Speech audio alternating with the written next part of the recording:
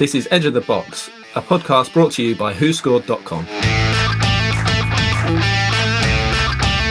Hello, welcome back to Edge of the Box, a podcast by WhoScored.com in association with BetVictor. I'm your host, Dan Bardell, joined as ever by WhoScored's very own Martin Laurence and top journalist Jonathan Wilson.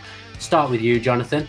A fascinating night of Champions League football as well. It just feels like they're always good games. You turn the Champions League on, it just always feels like it's an exciting game. But Manchester United, they won 3-2. But first half, absolutely all over the place. And even though they won, they've still got massive issues. Yeah, I mean, huge problems with their pressing structure, huge problems in midfield. And, yeah, it was a threatening comeback. And I'm sure that United fans were extremely happy at 10 o'clock last night. And it sounded like a great atmosphere at Old Trafford. But it's a bit like, this is an old Matthew Engel line, but it did feel a bit like finding out your mate's just been made head of the prison library. Where you want to say, well, yeah, well done, mate, but how did you get in that position in the first place? How are they 2-0 down against a team 6th in Serie A who were without half a dozen first-team players to injury?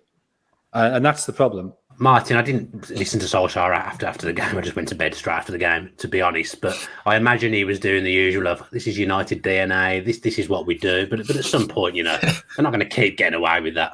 They are, to be fair. They won't continue. I think not really. They've won 3 of the last 8. They've won 8 of the last 21. No, but in terms of, they do keep pulling out these sort of come from behind wins. I think it's 15 wins from behind last season. And obviously, that's great in the sense that it feels euphoric, but there's big problems in the fact that they keep going behind, and the cohesion last night was just a perfect half of Manchester United's problems all season. And I thought it was just Solskjaer almost brazenly saying, "Look, you're saying that the defence and the attack don't join together. I'm going to make that even more apparent, and I'm going to win my way. I'm going to literally go 4-2-4." He even said it, I'm going 4-2-4, and I'm going to do it my way. And it did not work at all. But he still comes out of it with the win and the big grin on his face, when actually it sort of solved itself by Bruno beginning to drop a little bit deeper, and also by the fact that Demiral, who was Atalanta's best defender, had to go off at half-time, leaving them with no defence. They had a central midfielder in defence all game, a youngster who barely played, and Palomino, who played well. But to be out without three of your first choice centre backs for the second half, there's always going to be problems. And there were senses that United did some things well in the first half, and certainly from an attacking standpoint, they created a lot of chances. But even then, it was mainly just balls over the top or balls through a very high defence, a very inexperienced defence. And those long balls and through balls were impressively accurate and picked out good runs, and that aspect of the game was good. But the connection between the midfield and the attack in that first half was just non-existent. Fernandes was basically playing up front. And as soon as he started to drop back a little bit, he could knit things together, and they got the result they needed. So, yeah, it wasn't an entirely awful first half performance, but there were big problems that you'll get found out against stronger teams. And Atalanta are a stronger team, but they were, like Jonathan says, they were without a lot of players, so they were far from their strongest. 4-2-4 is very FIFA. Very EA Sports, 4-2-4. I can't go on board with that. Also, you say it's 4-2-4. Fernandes is not a striker. So how can it be 4-2-4? It just makes absolutely no sense. He had clearly asked him to do that and play in a front four, and I just thought it was just an sort of middle finger up at Jamie Carragher and Gary Neville in a way, and just saying, look, no, I'm going to keep doing it my way. I'm going to do it even more my way. I'm going to go even one step further, and it just backfired in the first half. At least he can do what he wants with Gary Neville. Gary Neville's basically said, whatever he does, I'm not going to call for his head. So he could literally play any formation, and he's not going to get any stick from Gary Neville. Have we got a team of the week, Martin, in the Champions League? You won't be surprised that there are no Manchester United players, no Liverpool players either, after they threw away a 2-goal lead. Obviously did win that game against Atletico Madrid, but defensive problems in that game as well for them, to be fair. But the team of the week is Thibaut Courtois in goal.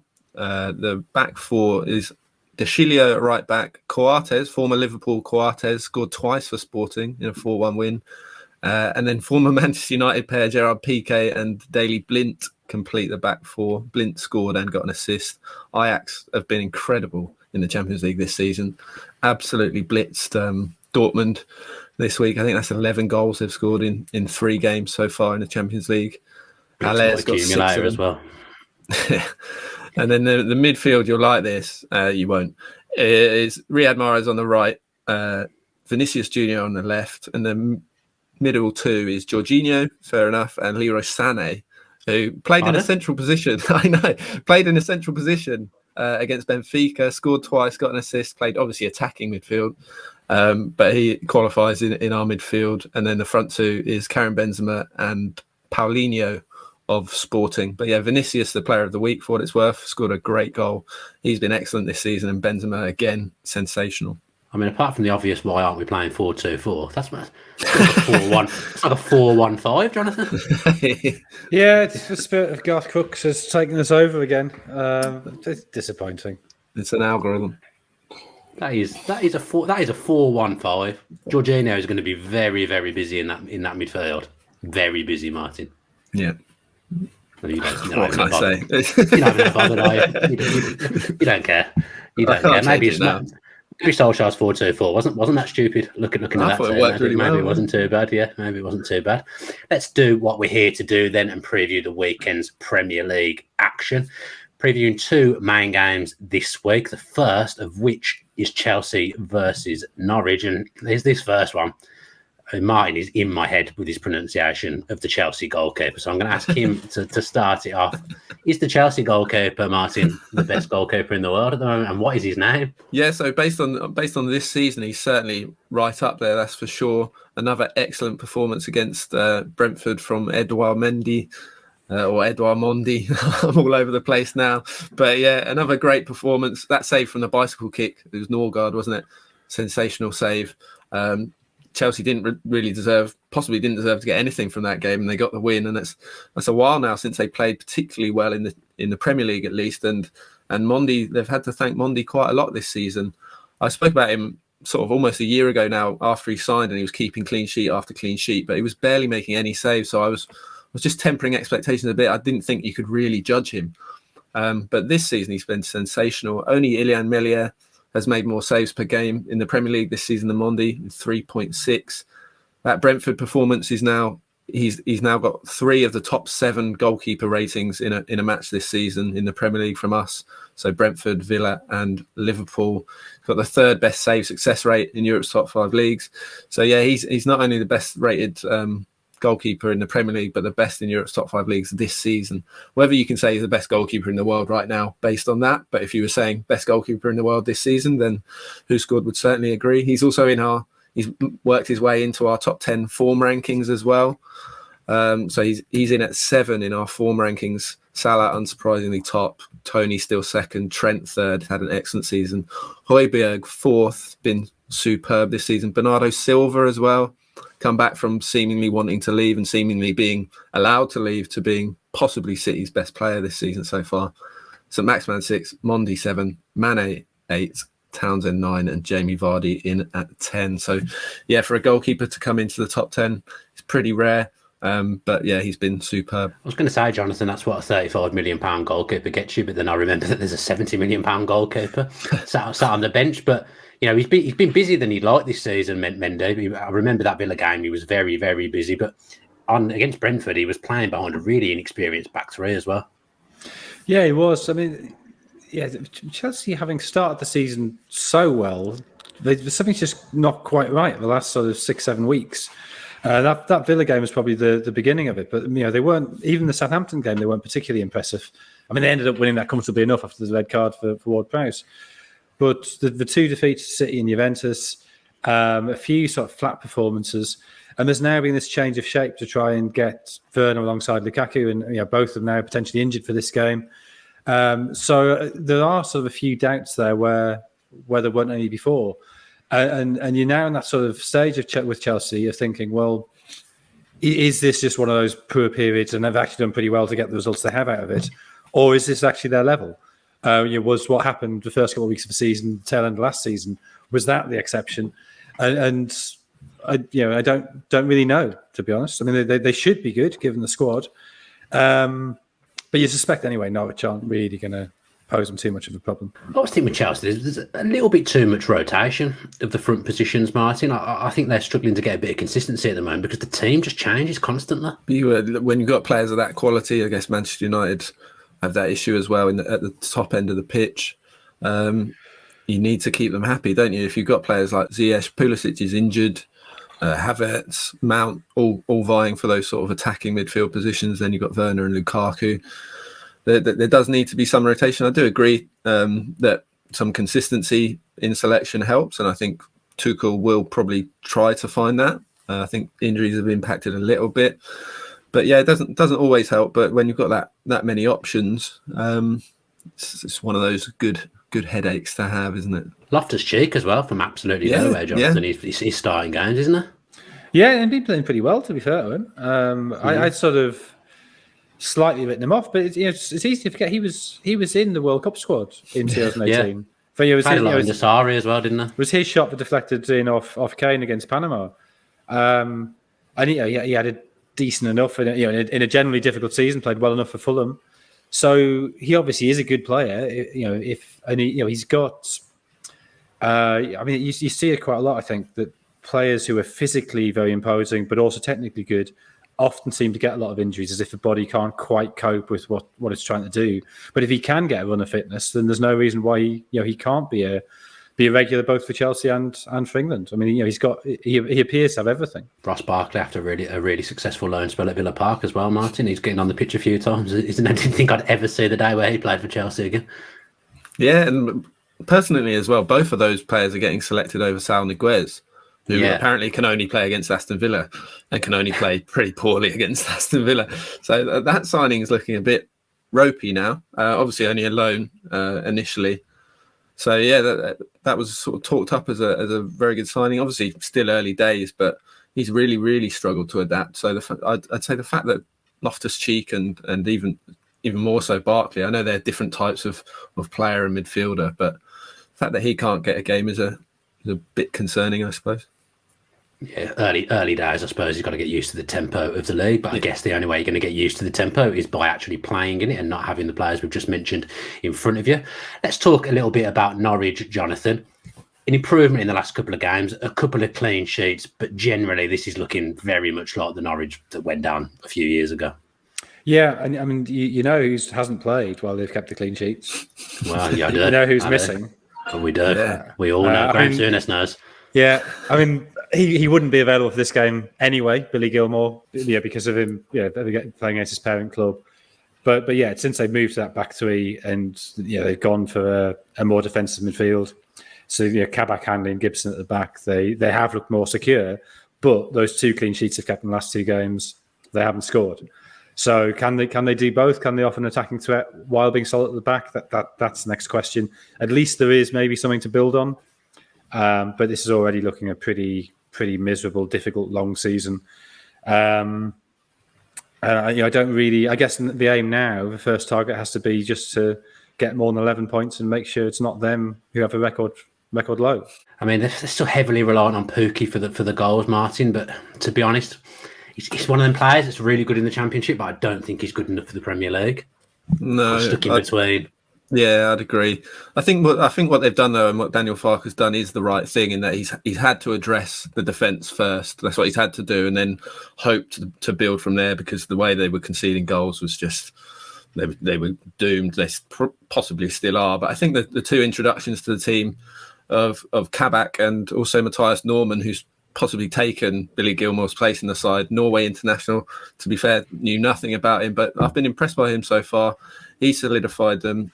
Those two have played the last 4 games. In those games, Norwich are conceding 12 shots per game, which is down from 18.5 in the 4 before that.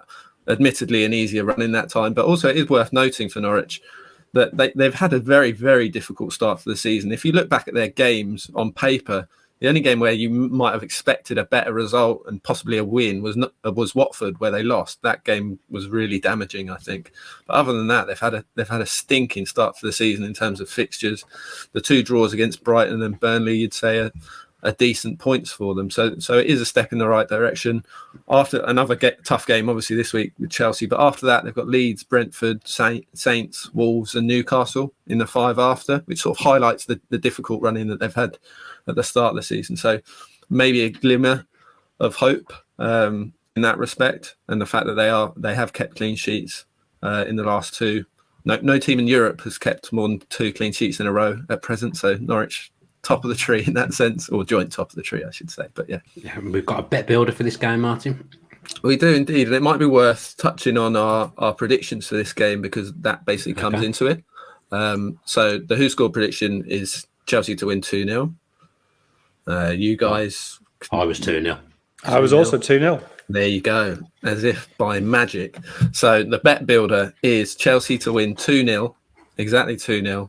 Both teams to be carded, and Ozan Kabak to be carded. So I'll run through why that is. Obviously, based on our predictions, the 2-0. But also, only 5 of Chelsea's 13 games have seen over 2.5 goals this season. Only 4 have seen both teams to score.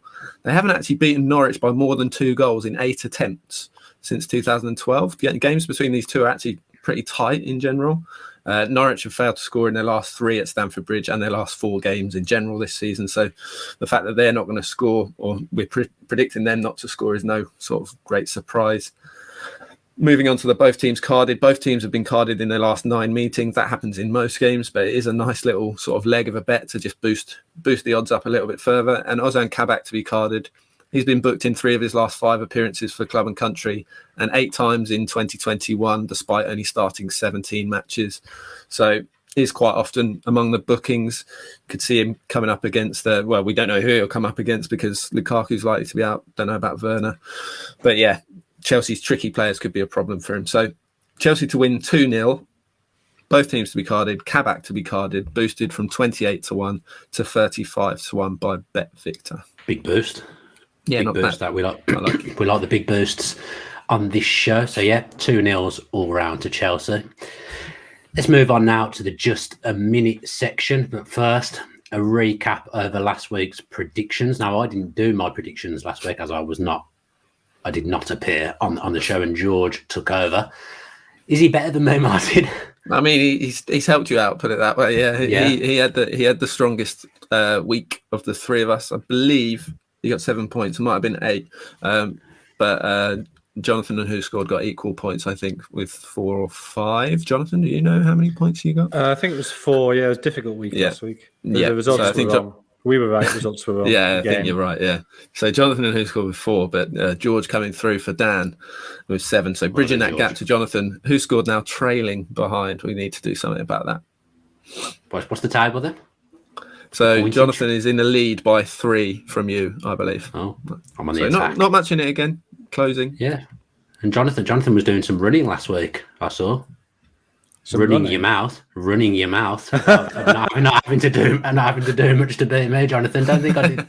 I saw that, and then George has come good for me, and I fell on the front foot again going into this week. I mean, I can't believe you don't have anything better to do than listen back to your version of this you're not even on. I was sent the clip by Martin to be perfect. He's such a stir. Why would you not listen to this show, Jonathan? I don't know why you're bringing that up. Did he send you all the nice stuff I said about you? No, that was the only bit. That was the only bit I was sent, funnily enough. Yeah. I mean, I was put off my stride because the greatest host in the business wasn't here. Yeah, exactly. There you go. Max is in Australia now. I knew if you to say something about Max. I knew you were going to. I nearly said it myself to counteract it. I wish I had. Let's do this week's predictions then in the just a minute section. Martin, we'll start with you with a bit of Friday night lights. Arsenal against Aston Villa. Yeah, Arsenal could count themselves lucky to snatch a late point from Palace, and Alex Lacazette's impact could see the Frenchman start for the first time this season in the league. That would see Pierre-Emerick Aubameyang move wide, having now scored in his last 3 appearances at the Emirates. Bukayo Saka is a slight doubt after a heavy blow forced him off at the break last time out, so that could accommodate that.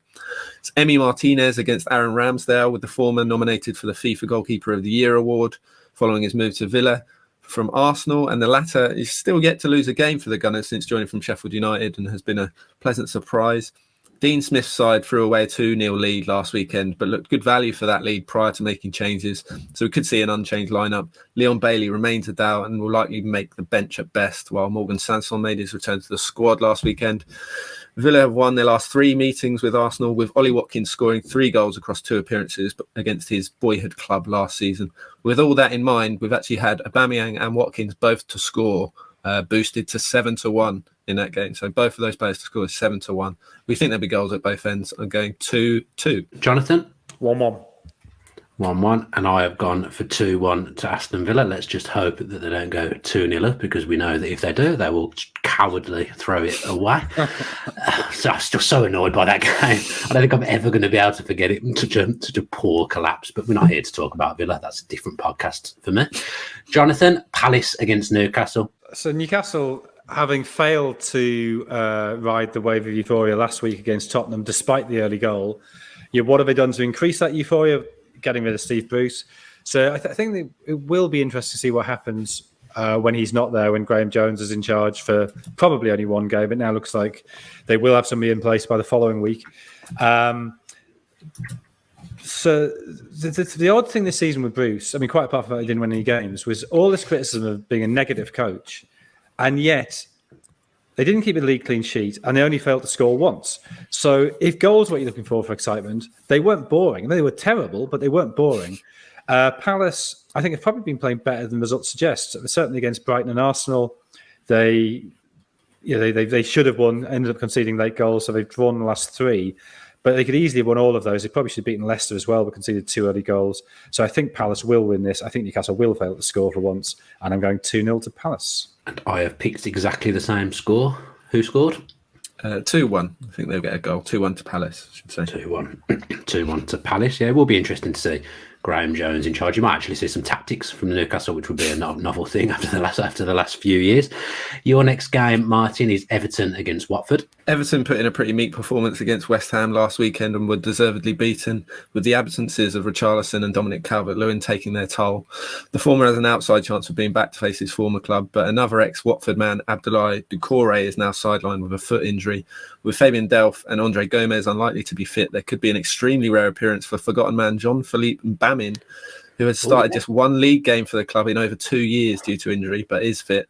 The new manager bounce failed to take any effect at Watford, whose performance against Liverpool in Claudio Ranieri's first game in charge earned the lowest WhoScored rating of any home team in a game all season. The Hornets had just 24% possession, and the mood in the camp appears to be incredibly low. They'll be without centre-backs Christian Kabasele and Francisco Sierralta, as well as new signing Nicholas Nkulu. But Josh King could be a welcome returnee with a point to prove after an entirely forgettable season at Everton. He's actually scored 5 goals in his last 7 appearances against the Toffees, so it could be an outside shot for a goal. This will be the 7th meeting between Benitez and Ranieri, the first of which came almost 23 years ago. There's been 2 wins apiece in that time, but Benitez will be expected to make it 4 home wins for the season. We are going 2-0 to Everton. I've gone 3-1 to Everton, but that feels very high. Not sure about that at all. Jonathan? 2-0 Everton. 2-0 Everton. I do have a little question if you want it. Here we go. Oh, go on then. Yeah, we like it. It's probably quite easy. I reckon Jonathan will get it straight away. Probably you will as well, Dan. I don't know. Graham Sharp and Andy writing Gray. You off. What's that, sorry? Graham Sharp and Andy Gray. Bang on. So Ranieri, it's about Ranieri and Benitez. They've managed 4 of the same teams in their careers. Can you name them all? Chelsea. Mm-hmm. Napoli. I'll go Napoli. Yeah. Yep. Podcast gold. This is. Yeah, this is great stuff. All good stuff. Valencia? So I let you come. Yes, Valencia. Oh, nice. Is it Inter? Yes, it is Inter. Yeah. Oh, of course. Both managed Inter for 1 season. Hey, I think I was 50-50. I think we got. Yeah, 2-2. There you go. That's good. That was good. Great section. About 4 words in 1 minute. Podcast gold. Almost as good Rollo's as got my some face editing to do. I mean, if my face had been on the screen when you were talking about the Watford players that were injured, I don't even know who 2 of them are. I mentioned players. I literally had no clue who they are. I need to brush up on my Watford and hope that we're never talking about them on any of the podcasts that I do. I literally had no clue who you were talking about. Right, where are we? Who's next? Is it me and you, Leeds Jonathan? Wolves? Leeds Wolves. Yes, it is. Thank you. Big replay of the 1973 FA Cup semi-final. Exactly. Could be. Leeds are fourth bottom. Questions maybe beginning to be asked about Bielsa. This is the longest he's ever been at a club, and you do start to worry perhaps that his intensity does wear players down eventually. You've seen that happen before. Could that finally be happening at Leeds? Maybe, but I think far more significant it's just the injuries Leeds have got. No Ayling, no Phillips, no Bamford, no Firpo, no Koch, no Rafinha. Phillips and Rafinha could be back, but are both doubtful. And I think the real worry for Leeds is they've of the bottom six, they've played 4 of those 5. So it's not even that you can say they've had a particularly tough run of fixtures. Wolves have won the last 3. They were clearly very lucky against Villa to win that one, but they are starting to get the luck maybe that they weren't having early in the season. And Hwang and Jimenez look good together up front. Wolves won both these games 1-0 last year, and I suspect they'll win again, but I'm going to go 2-1 this time round. Are we going 1-0 Wolves to make it a hat? 1-0 Wolves, and I've gone for a 1-1 draw. Glad that Wolves are starting to get their look when they visit Villa Park. Well overdue that look, and of course it comes when they visit Aston Villa. I'll tell you what, I questioned when you sent the script over of why are we only previewing two games? Why are we only going big on 2 games? Some boring fixtures this week. Southampton, Burnley for you, Martin. Saints earned their first win of the season against Leeds last time out, and good value for it, with Chelsea loanee Armando Broja becoming the first Albanian ever to score in the Premier League. He should lead the line once again, with Shea Adams still a doubt. And the big man, little man partnership with Nathan Redmond looked encouraging last time out. Elsewhere, captain James Ward-Prowse remains suspended, so Ibrahima Diallo will continue in midfield. By contrast, Burnley are still seeking their first win, but did avoid their usual drubbing at Man City last week. Ben Mee should be back following a period of isolation after a positive COVID test. Though youngster Nathan Collins has performed admirably in his absence, his performances will be cause for encouragement given continued links with a move to Newcastle for James Tarkowski. That signing makes a bit more sense now. Fellow newcomer Maxwell Cornet started up front against City, but maybe moved back to the wing, while Connor Roberts made the matchday squad and would be pushing for a start. The 4 league games at St Mary's have seen just 4 goals scored thus far, and that low-scoring trend seems unlikely to change here, with only Norwich scoring fewer than these 2. Saints won both meetings between these sides last season by a single goal margin, and we're backing them to make it a hat-trick this weekend, with Burnley failing to score in 3 of the last 4. 1-0 Southampton. 1-1 to that? 1-1, yeah. 1-1. Oh, and I've gone 1-0 Burnley. Lovely. Big guy. That's a big game in the predictions league. That is huge. It's boring on paper, but that is huge. That's the one, isn't it? Yeah. That is massive. I might even tune in and watch that now, because that is huge for what we do. Jonathan, you've got Brighton against Manchester City. City, I think, looked ominously good against Brugge midweek. I think there is a sense they are clicking into form. Probably should have beaten Liverpool, certainly the first half, with much better side. But they do still have a slight problem scoring goals away from home. Brugge obviously is the exception to that. But before that, you look at the PSG game, the Chelsea game, the Leicester game, the Tottenham game. And all of those games, they scored either 0 or 1. Even the Community Shield, if you count that as a game not at home, without being an away game, didn't score in that.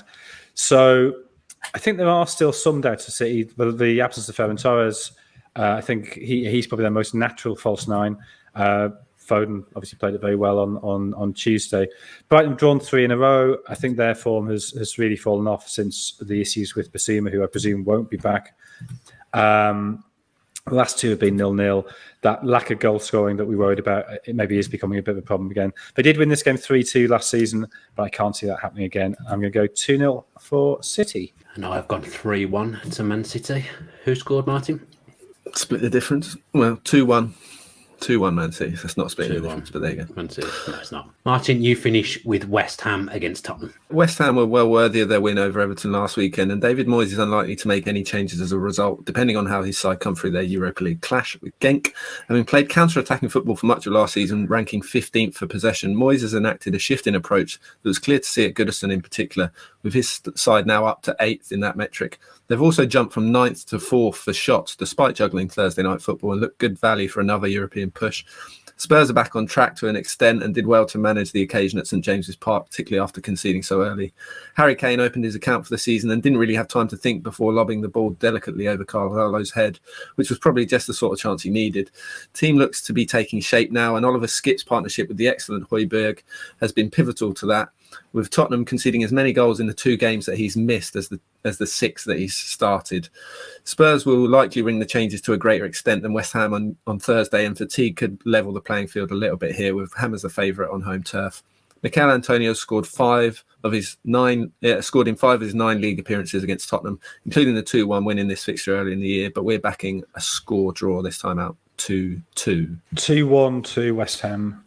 And I've gone for 2-0 to West Ham. I fancy West Ham in that game. To be honest, I think Spurs will be back to what they were before they won their last few games. I think they'll find that a difficult place to go. Jonathan, you finished with Brentford against Leicester. There's only a point between them in the table, but the sense is, I think, that Brentford are having a much better season. Maybe that's just to do with expectations, that Leicester having finished 5th twice in a row. People expect them to be up there, and they've had a bit of a difficult start. Still got a lot of the injuries. Fofana, Justin and Didi are all out. There's doubts over Johnny Evans and Ayoze Perez. But the last 2 games against Spartak in the Europa League and against Manchester United, they've scored 4 in each. They have scored 5. They have conceded 5 across the 2 games, which might be a problem. But I think that definitely against United, there were signs that things are coming right again. James Maddison played very well in that game. They've got Patson Daka, who's got 5 goals across the 2 games, giving an extra option up front. And I was really impressed by the partnership of Boubakary Soumaré and Tielemans at back in midfield. So maybe the absence of Ndidi isn't quite such a big loss as it had seemed. Brentford obviously playing really well. Physically, I think they can unsettle Leicester at the back if they lack those experienced players. Although if they go with the back 3, that maybe is a way around it. So I think Brentford will win this 2-1. I've gone for 2-2, but I'm not convinced by that prediction at all. Brentford very solid. Thinking about it, it's very unlikely that they'll concede 2 goals. That's a poor prediction from me. Martin? You always slate your own predictions like midway through every week. Maybe you should spend. Because I hear other people's prediction. I mean, I'm very easily led. Why don't you just ring George? No, that's true. That's true. I feel like George last week. It wasn't a spectacular performance. Everyone else was just rubbish. Yeah, I think that's what happened. Yeah, but he got more than I would have got, I'm sure. Yeah, definitely. Oh, without question. We've gone for 1-1 for what it's worth. So we think a draw as well. But yeah, lower scoring. Yeah, interesting to see if Daka plays actually after his 4 goals on Wednesday night. He's a player I'm very keen on. Player I like on Football Manager as well, for anyone that cares about that stuff. I'm sure nobody who tell does me that more podcast. about Football Manager team. No. Jonathan, I don't need a bit of FIFA references, Football Manager, fantasy football. I've got it all, Jonathan. Let's catch up now with Sam Boswell from Bet Victor ahead of Manchester United against Liverpool on Sunday. Sam, welcome to the show. Only one game to talk about this weekend. It's the Sunday football, Manchester United against Liverpool. How do Bet Victor see this going? Hi, Dan. Well, this is one of everyone's favourite games to watch, whether you're neutral or support either side. It's a huge game. 2-1 United, the host, to get the win. 5-2 the draw. 6-5 Liverpool, who go into it, obviously favourites here, to get the result, which I think is very fair reflection. United, I'm sure, will be pretty pleased off the back of that mad Champions League comeback. Very vintage United, wasn't it, that we saw. Liverpool have had the extra day's rest. I do wonder if that will play into their hands. We'll mention some boosts quickly at this point. We've got Mo Salah, obviously in fantastic form. He's been boosted to score the first goal, 15-4. Mane, anytime, boosted to 21-10. He's also found his shooting boots as well recently from 15-8. Match to end a draw, 15-2, boosted from 13-2. And Dan, I understand you think United might get something, so that's a sort of bet we probably want to look at, I guess. Yeah, I just think in the big games, they very rarely walk away with nothing. Manchester United, I can think of a few draws at Old Trafford over the years. I just think these games are never go the way you think they're going to go. They're usually quite cagey, sky hype them up, and then it's pretty boring. So I can see this being a low scoring draw, to be honest. So I guess of all the people prospectively that could score for United, Ronaldo would probably be quite high up on your shortlist. I just want to give a quick mention to say, if you haven't already got a Bet Victor account, if you head to our offers page for this game, you can get 7-1 Ronaldo to score any time to a £5 bet. So something potentially to get you involved. If you've already got a Bet Victor account, though, don't forget we do have the Loyalty Club, which will reward you for playing with Bet Victor this week. You'll get a £5 free bet when you stake 5 bets of £5 or more. Some other T's and C's do apply on that, so do check that out. But we're really excited for this game. I must say, we've had a dreadful midweek. Champions League cost us fortune. So a 0-0 draw is what Bet Victor will be cheering on. However, I cannot see that being the case here. I think there's too much quality on either side. Just having a little look at the bet builders, there's loads on site already pre-made, or you can build your own. I quite like the look of Salah and Ronaldo both to score. Robertson and Shaw to be carded. I think the defences will be busy in this one. Plenty of niggle in it. That's paying over 50 to 1. It's 53 to 1 at time of recording. So that'll be where my small dart will be heading for this game, and it should be really, really entertaining. Let's carry on then with previewing Manchester United versus Liverpool. Thanks ever so much to Sam for joining us as ever. Jonathan, I mean, in the Champions League, we've already touched on it a little bit. Manchester United were an advantage, I would say, because you can make 5 subs and they've got all the attackers in the world to bring on. Who's he going to select against Liverpool? What's he going to do? Because he's got to get the balance of the side right against top opposition like Liverpool. I mean, if he goes in with that 4-2-4 again, then how can that be anything other than a very, very comfortable Liverpool win? You sort of think he's got to go back to the way he played against big sides in previous seasons, where he would sit very deep and hit them on the break, and was actually pretty good at that, to be fair. You know, United have got results against City, particularly in recent years. Solskjaer's record against Klopp is okay. I think he's 1-1, which admittedly was the FA Cup 4th round when nobody really cared, or certainly Liverpool didn't really care. But 3 draws and only 2 defeats, so it's not too bad. But how does he block up that midfield?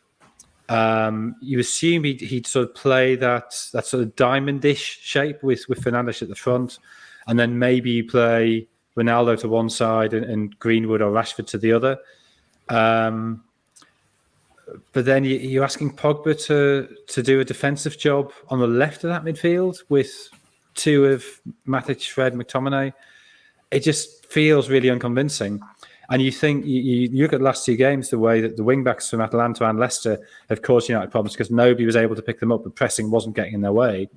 Well, okay, Liverpool aren't going to play with wing-backs, but they are going to play with very attacking full-backs. And that problem is going to be there. They've got to pick up runners in wide areas.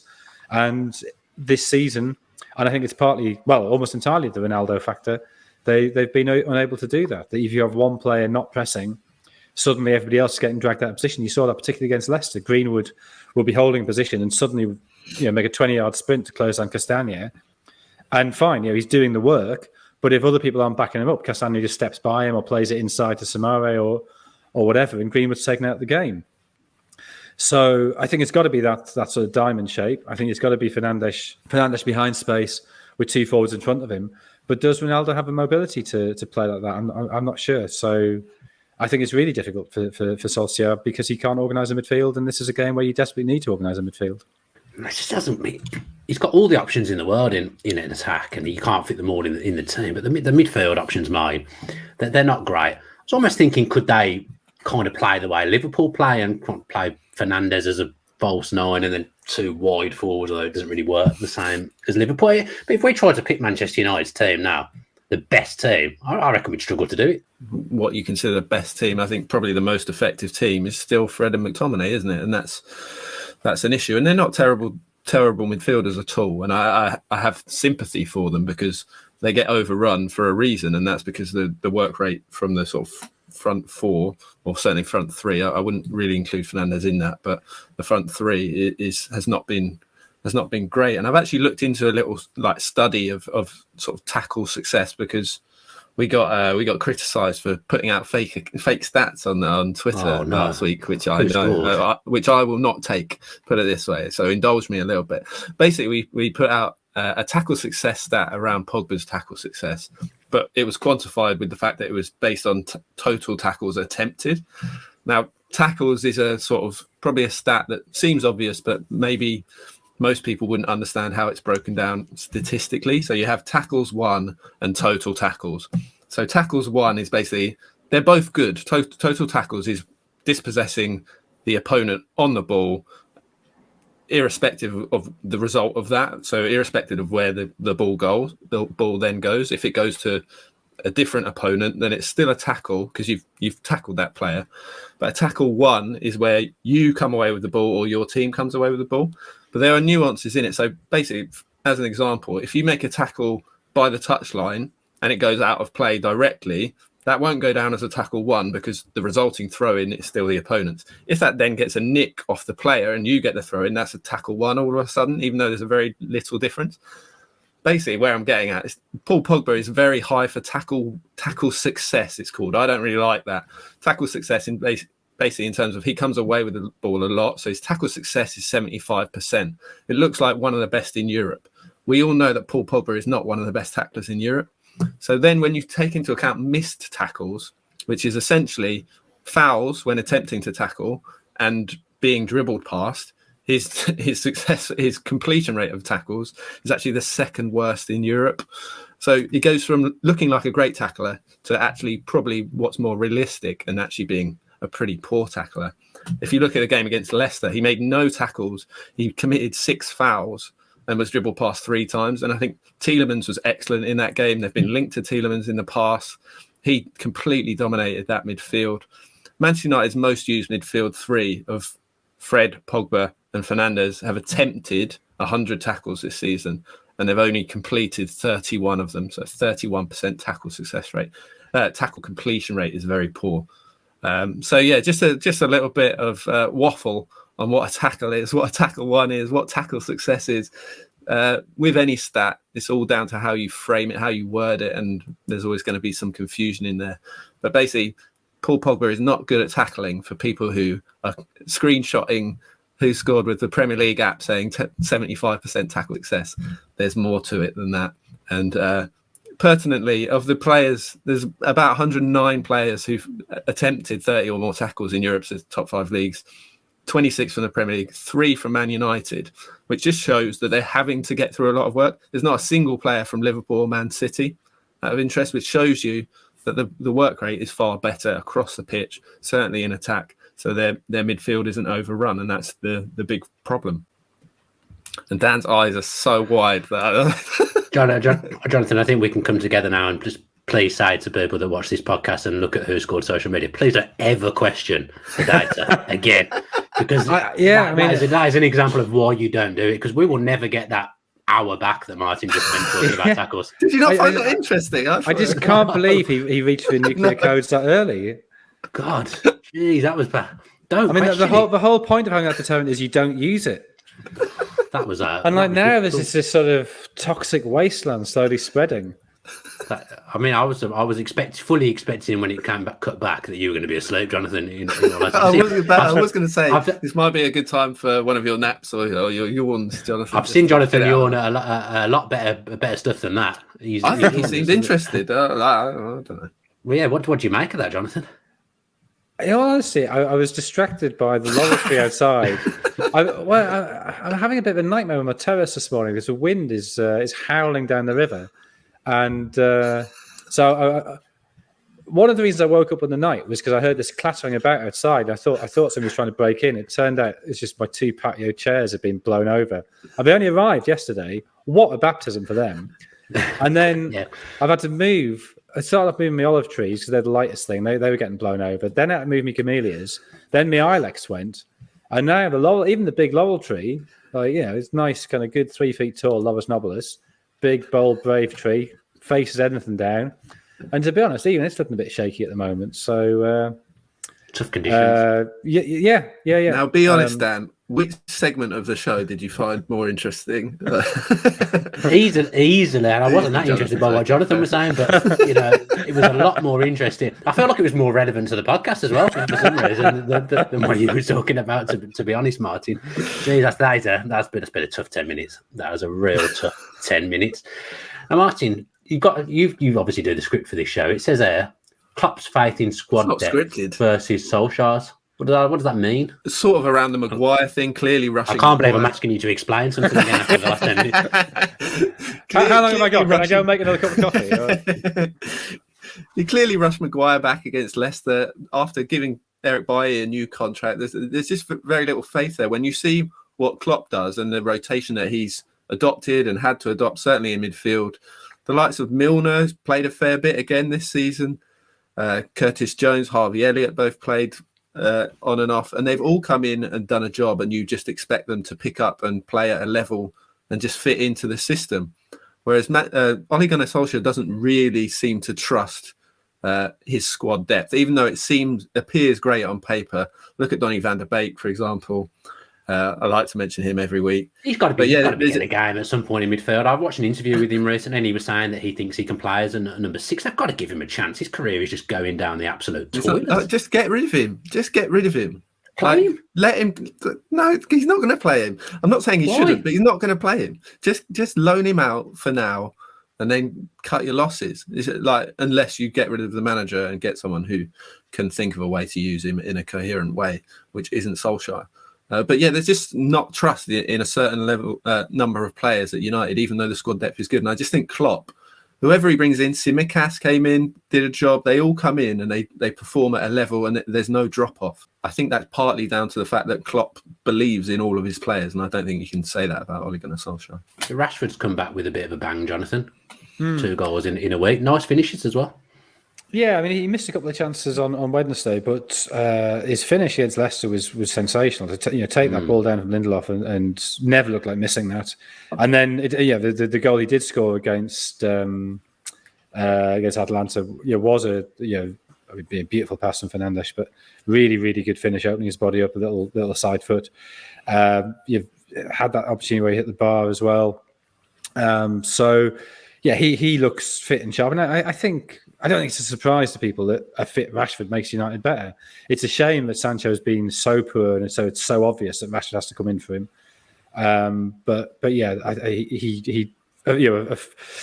If you can forget about the problems of the midfield and you can forget about the defensive responsibilities, a forward line of a centre forward. Personally, I'd rather have Cavani than Ronaldo, but whatever. Greenwood on the right and Rashford on the left looks pretty strong and pretty good. But then I guess that takes away Pogba's space if we have to play Fred and McTominay. Then Pogba's not in the team. It's just Ronaldo. It's just mad. The whole. I mean, Martial's not even anywhere near it. Sancho, they spent 70 odd million on. He can't really get a run of games, and he's not going to, he's not going to improve unless he's playing. It's got too many options, but they have. The most inexplicable thing is the fact that Martin alluded to before, that they give Eric Bailly a 3-year contract. Now, personally, I quite like Bailly. I saw him when he won the Cup of Nations with Cote d'Ivoire in 2015. Looked a decent player. Injuries, I think, have hampered him at United, but I certainly think he's a perfectly adequate backup centre back, and he's got a bit of pace. And yet they preferred to play Maguire, who clearly wasn't fit, and cost him the first goal by not being fit because he couldn't push off that injured calf when De Gea's pass to him was too short. So if you're not going to play by then, when are you going to play him? If you're not going to play him, why have you given him a 3-year contract? All sorts going on at Manchester United. It's an issue, isn't there? With Sancho, I know you asked at the time when Ronaldo signed, won't these players want to play with Cristiano Ronaldo? I said that. Yeah. I say a lot. You do say a lot, and Jonathan and I both question that. But if you ask Jadon Sancho now, he's had such a tough time. Obviously, coming off the Euros, he missed the penalty, came back late, wasn't fit, gets fit. Manchester United signed Cristiano Ronaldo. Jadon Sancho basically gets pushed aside, and he's really struggling. It's a lot of money. He's actually the 3rd lowest rated new signing in the Premier League in our ratings. Who's worse? Only Josh Sargent and Milo Rashica, both of Norwich, who can't score goals. So 2 attacking players at Norwich. Yeah, at least Sancho can kick the ball hard enough to get it over the line from 18 yards. Yeah, that's true. But yeah, 10 appearances across the league and Champions League this season. He's had 4 shots, created 8 chances, completed 7 out of 18 dribble attempts. But he's only started back-to-back games once, and that straddled an international break. He's been completely in and out of the team, and how's he supposed to get any rhythm? Well, he's come from a very structured system at Dortmund, where he knew exactly what he had to do. Every moving around him, he knew his triggers. And he's now been thrust into a system where it's just sort of go out and improvise. Yeah. The one thing I would say, he started last season slowly as well in the Bundesliga, so maybe they can look to that. Yeah. He started that season slowly because of all the talk around Manchester United, really. At that time, he was speculated to leave. He didn't score a goal in the Bundesliga last season until the turn of the year. So had a slow start and then ended the season with good figures. So they'll hope for that sort of level of impact, but he needs to play. And where's he going to play? Yeah. I put it down to poor squad number choice as well. What's 25? What's that? You should have had 7. Well, yeah. All sorts, as I say, absolutely all sorts going on at Manchester United. So let's do the combined 11. Then, as you've not put any trivia in, I'm going to create a little game. Jonathan, guess how many Manchester United players are in the combined 11, and I'll have a guess too because I haven't got a clue. Oh, in the official one, in Manchester United, Liverpool. Well, it could be anything. 11. These things are kind of. What's it based on? First, 13. Martin? I don't know. Like, what's it based on? And are we playing 4-1-5? No, it's just Premier League ratings this season. Okay, a small sample size, so it's based on this season. I'll tell you how many are in my team. There's one in my team, one United player. I would imagine in the so-called official team, I would imagine there'll be 2. I'm going to go 3. Ooh, I've worked out. Possibly 3. Yeah, De Gea maybe. I think De Gea, Shaw, and Fernandes, based on the WhoScored algorithms. Sure, yeah, because Robertson's hardly played. Yeah, so it could be 4 because I think Ronaldo will get in just because it's got he has scored goals. Yeah, he hasn't scored for a while. Little faith, Jonathan. There we go. So I don't want to spoil it and say how many, so I'm going to break it down. It is actually Alisson in goal. Will come as a surprise to some, and obviously yourselves based on this season. But he's been very good again. De Gea has been much improved. Obviously, not a lot between them. De Gea's arguably been had a lot of his better games in the Champions League. Has had good games in the league, but it is Alisson in goal.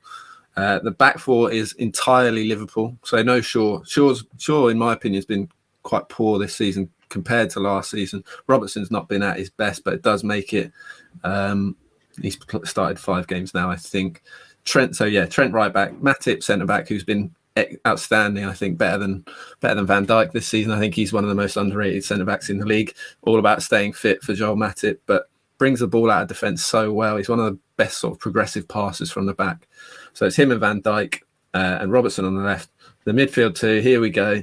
Fabinho and Paul Pogba is the midfield 2. Pogba, obviously, statistically, certainly at the start of the season, very, very good. 7 assists this season. The one thing I'll caveat it with, he can do a job in a 2 with N'Golo Kante in midfield. So for France, so maybe he could do a job in a 2 with Fabinho with that amount of sort of defensive solidity alongside him. And then the 3 in behind the striker, Salah, obviously, Mane on the left, Fernandes off, Mason Greenwood up front. So it is 3 Manchester United players. So Dan wins, I guess, but the players are Pogba, Fernandes and Greenwood. Yeah, I only got one of the 3 players. Yeah, a hollow victory. Jonathan, what's your team? It's Liverpool C, but Fernandes in the midfield with Fabinho and Henderson. That's fair enough. Makes sense.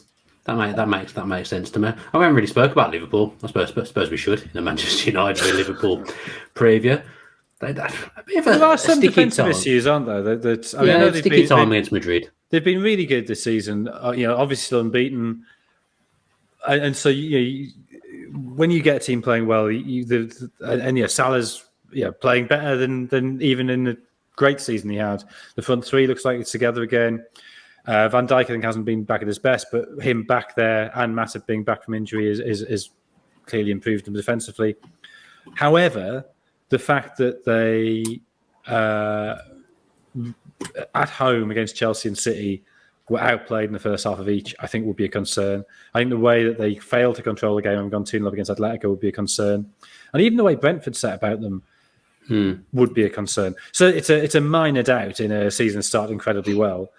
But I think if you're saying why will this side not be champions, well, one is the squad depth, which will be a particular issue in January, February when you lose Salah and Mane and Naby Keita to the Cup of Nations. I'm assuming Matip, who retired in 2015 from Cameroon, will remain retired, although the tournament is in Cameroon. So if any tournament is going to sort of persuade him to go back, maybe it's this. But I assume he will stay with Liverpool.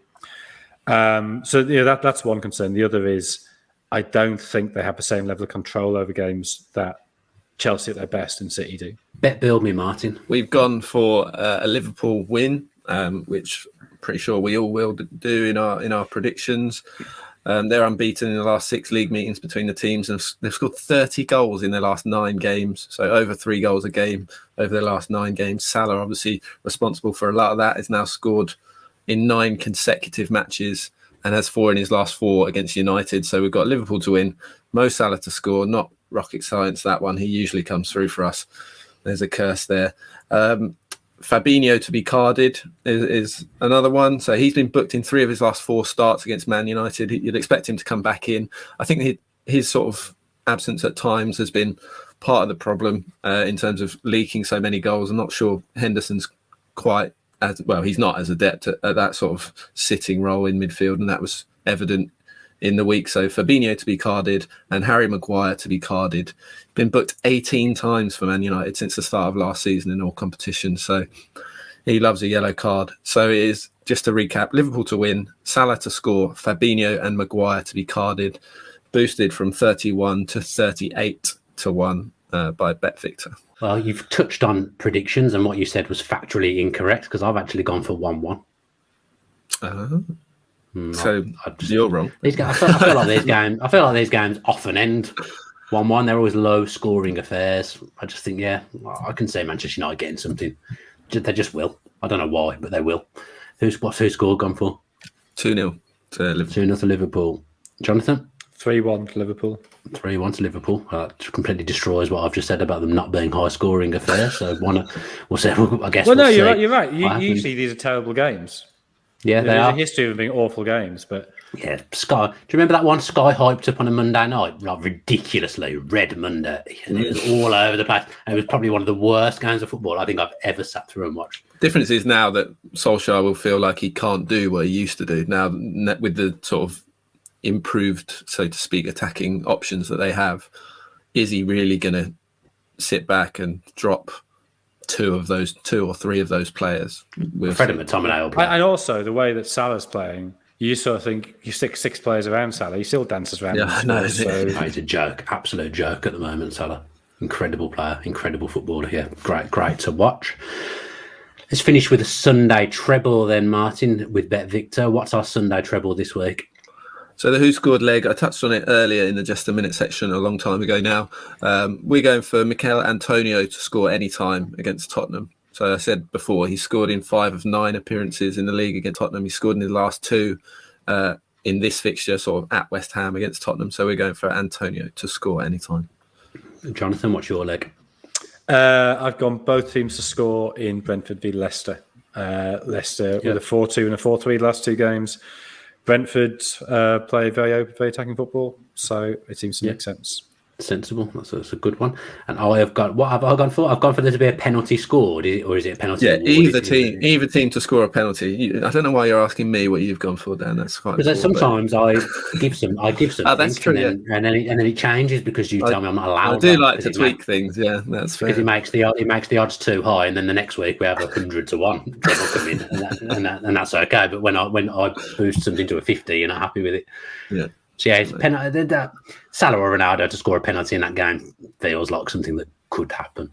But I'd say that's the dodgy bit of the treble again, isn't it? Well, aren't your tips always the dodgy bit? That is, and it's the last game as well. So we'll be hanging on. The other 2 will come in, and we'll be looking at Dan Bardell again on next week's podcast. I look forward to that happening for sure. That does us for this week. Oh no, it doesn't do us. Go on. I haven't said the price.